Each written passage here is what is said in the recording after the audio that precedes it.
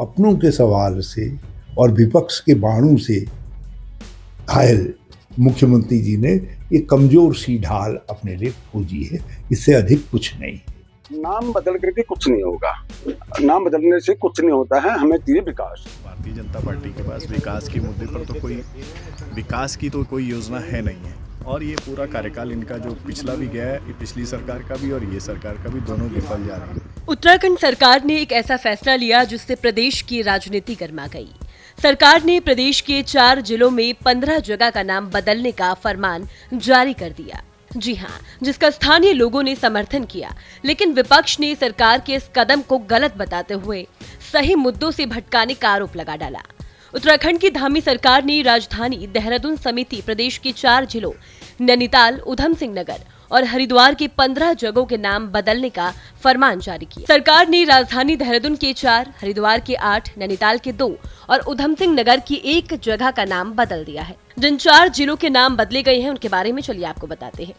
हरिद्वार की अगर बात की जाए तो भगवानपुर ब्लॉक के औरंगजेबपुर का नाम बदलकर शिवाजी नगर, बहादुराबाद ब्लॉक के गाजीवाली का नाम आर्यनगर, चांदपुर का नाम ज्योतिबा फुले नगर, नारसन ब्लॉक के मोहम्मदपुर जट का नाम मोहनपुर जट, खानपुर कुर्सली का नाम अंबेडकर नगर, खानपुर ब्लॉक के इद्रिशपुर का नाम नंदपुर, खानपुर का नाम कृष्णपुर और अबकपुर का फाजलपुर का नाम विजयनगर किया गया। वहीं बात अगर देहरादून की जाए तो देहरादून नगर निगम के मियावाला का नाम रामजीवाला, विकासनगर ब्लॉक का परिवाला का नाम केसी नगर, चांदपुर खुर्द का नाम पृथ्वीराज नगर, सहसपुर ब्लॉक के अब्दुल्लापुर का नाम दक्षम नगर किया गया। वही चलिए बात करें नैनीताल की, तो नैनीताल में नवाबी रोड का नाम अटल मार्ग किया गया।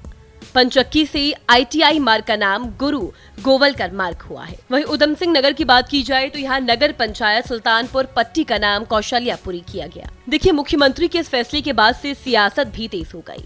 विपक्ष ने सरकार पर जमकर हमला बोलना शुरू कर दिया।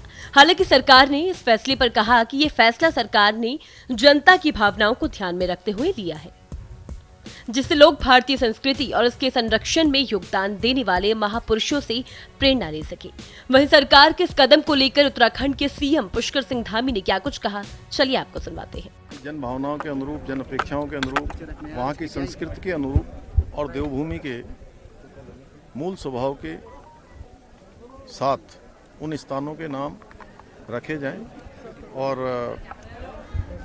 जो देवभूमि का मूल स्वरूप है उसके प्रति लोगों की आस्था बढ़े, श्रद्धा बढ़े। उन क्षेत्रों के प्रति जहाँ के नाम बदलने की घोषणा की गई है, वहाँ के जो लोग हैं जिन्होंने समाज जीवन में अपना एक विशेष स्थान प्राप्त किया है, उन क्षेत्रों के लिए विशेष प्रयास किए हैं, उन क्षेत्रों से उनका लगाव रहा है। महापुरुषों के नाम, देवी देवताओं के नाम या देश के आंदोलन में, देश के स्वतंत्रता के आंदोलन में उनका नाम रहा है, ऐसे नामों को रखने के लिए घोषणा की गई है। मैं समझता हूं कि लोगों ने भी इसका स्वागत किया है। मैं सभी को शुभकामनाएं देता हूं कि हम उत्तराखंड हिंदुस्तान का श्रेष्ठ राज्य बने, हर दृष्टि से लोगों की आस्था श्रद्धा यहाँ बनी रहे, उसका प्रयास हम निरंतर करते रहेंगे। शुरुआत है, जो भी अच्छे काम है उसकी हमेशा संभावना होती है। विपक्ष ने सरकार के इस फैसले को पूरी तरह से तर्कहीन बताया। नए नामकरण को लेकर हो रही जंग के बीच पूर्व मुख्यमंत्री हरीश रावत का भी बयान अब सामने आने लगा है। पूर्व मुख्यमंत्री हरीश सिंह रावत ने कहा कि सरकार ने सवालों से बचने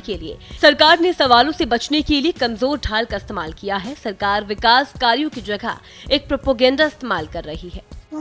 ये विपक्ष के और अपनों के सवालों से घबराई हुई सरकार ने, घबराए हुए मुख्यमंत्री ने एक बड़ी कमजोर सी ढाल बनाई है। क्या तर्क है नाम बदलने के पीछे, बताइए तो। अब मियाँ वाला नाम बदला है देहरादून में। मियाँ उत्तराखंड के राजपूतों की एक बहुत ही सम्मानित उपजाति है। अब क्या कहोगे उनसे अपनी जाति का नाम बदलो? मतलब कई गांव की कोई तासीर बदलेगी, इससे विकास होगा? अब मोहम्मदपुर जट गांव में किसान मांग कर रहे हैं कि हमारे गन्ने का खरीद मूल्य जो है 425 से 450 के बीच में करो। हमको 375 मान्य नहीं है। तो क्या आप उनके गन्ना मूल्य बढ़ जाएगा इसे नाम बदलने से? बता दो ना, बदल रहा हो तो मैं भी ताली पीटूंगा। देखिए, औरंगाबाद का नाम जब बदला गया तो उसमें एक तर्क था कि औरंगजेब वहां रहा था, औरंगजेब की समाधि वहां है, और संभाजी जो है औरंगजेब के अत्याचार से लड़ने के प्रतीक थे। तो आपने नाम बदला, लेकिन अब जहां कोई तर्क नहीं है तो आप यूं ही यदि नाम बदलते चलोगे, काम की बातें कब करोगे? असली बात यह है कि सरकार के 3 साल पूरे हुए, लोग कह रहे हैं कि न 3 उपलब्धियां गिनाने लायक है सरकार, और कुल मिलाकर के 8 साल से ज्यादा हो गए हैं भाजपा को सत्ता में, तुम्हारी 8 उपलब्धियां भी नहीं हैं, और 80 सवाल है तुमसे जनता के। बेरोजगारी बढ़ गई है, भ्रष्टाचार बढ़ गया है, महंगाई बढ़ गई है, पलायन बढ़ गया है, भूतिया गांव बढ़ते जा रहे, बाघ का आतंक से, हाथी के आतंक से लोग त्रस्त हैं, सड़कों में गड्ढे हैं, बस दुर्घटनाएं निरंतर हो रही हैं, शराबखोरी और सूखा नशाखोरी गांव-गांव तक पहुंच गई है, महिलाओं पर निरंतर अत्याचार हो रहे हैं, बाल कुपोषण का शिकार है राज्य, और भी बहुत सारे सवाल लोग कर रहे हैं कि ये सब चीजें ऐसी हैं जिनका कोई जवाब इनके पास नहीं है। वहीं बात अगर विपक्ष की जाए तो विपक्ष भले ही सरकार के फैसले पर सवाल उठा रहा हो, लेकिन स्थानीय लोगों ने सरकार के इस कदम का स्वागत किया। सरकार के इस फैसले पर स्थानीय व्यापारी का क्या कुछ कहना है, सुनिए। शुक्रगुजार है मोदी सरकार के।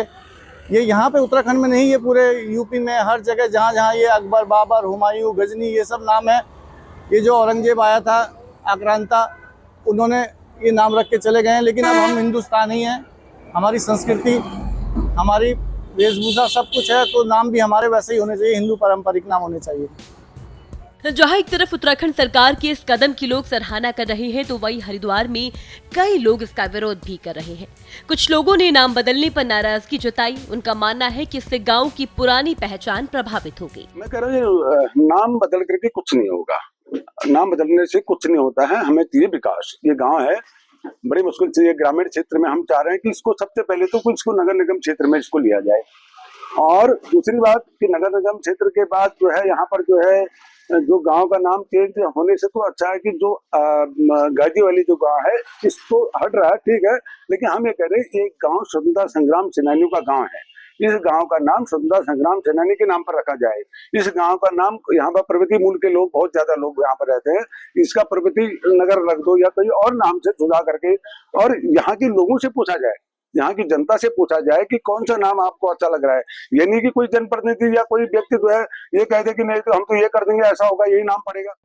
एक चीज़ स्पष्ट कर देना चाहता हूँ, भारतीय जनता पार्टी के पास विकास के मुद्दे पर तो कोई विकास की तो कोई योजना है नहीं है, और ये पूरा कार्यकाल इनका जो पिछला भी गया है, पिछली सरकार का भी और ये सरकार का भी, दोनों विफल जा रहे हैं। और पुष्कर सिंह धामी लगातार विपक्ष का और जनता का ध्यान भटकाने के लिए एक इन्होंने जो हिंदू मुस्लिम वाला जो एक प्रकरण पकड़ा हुआ है, कभी लैंड जिहाद, कभी लव जिहाद, मदरसे सील करना, अनलीगल बता करके कुछ इन्हीं के लोग हैं जो सील करवा भी देते हैं, फिर उसको खुलवा भी देते हैं वोट इन्फ्लुएंस के चक्कर में। उसी क्रम में अब इन्होंने एक नया ईद के मौके पर एक नया शासनादेश जारी किया है कि पूरे ज़िले में काफ़ी ब्लॉक्स में और देहरादून डिस्ट्रिक्ट में, उधम सिंह नगर में 8 से 10 मेरे ख्याल से गांव और मोहल्ले और मेरे ख्याल से जो पुराने नाम रखे हुए थे वो चेंज करें, जिसमें हमारा क्रम से गाजी वाली जो स्वतंत्रता संग्राम सेनानियों का गांव है उसका भी नाम बदल के आर्यनगर रख दिया गया।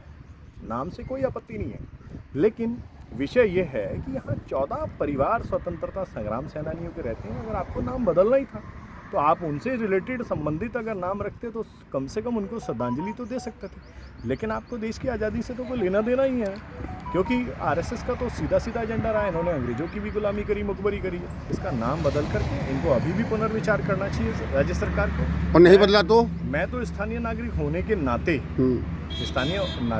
नाते मांग करता हूँ कि आर्यनगर का नाम बदल करके, आपको पहली बात तो गाजी वाली चला रहा था, इससे क्या आपत्ति है आपको?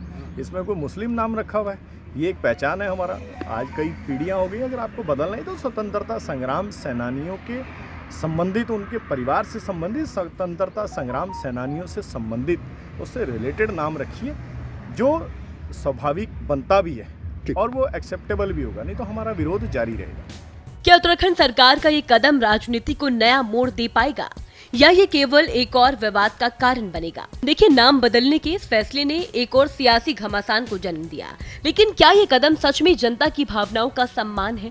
इसका जवाब समय ही देगा। क्या उत्तराखंड सरकार का ये कदम राजनीति को नया मोड़ दे पाएगा या ये केवल एक और विवाद का कारण बनेगा? ये सवाल सबके मन में है। जहां कुछ लोग इसे भारतीय संस्कृति के संरक्षण की दिशा में अहम कदम मान रहे हैं, तो वहीं विपक्ष इसे सिर्फ एक राजनीतिक चाल बता रहा है।